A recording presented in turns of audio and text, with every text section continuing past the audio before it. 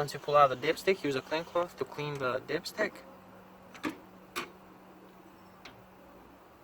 Make sure you know where the high and the minimum marks are.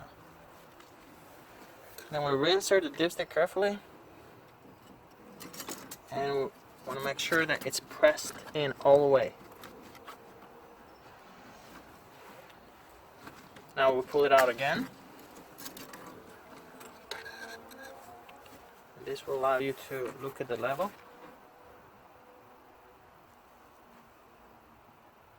And flip it over to the side that has the marking. On this side we don't have any marking, but if you look on this side, there's a low and the high, and you can see we're right above the middle right here, so we're safe. In this case, we don't need to add any oil.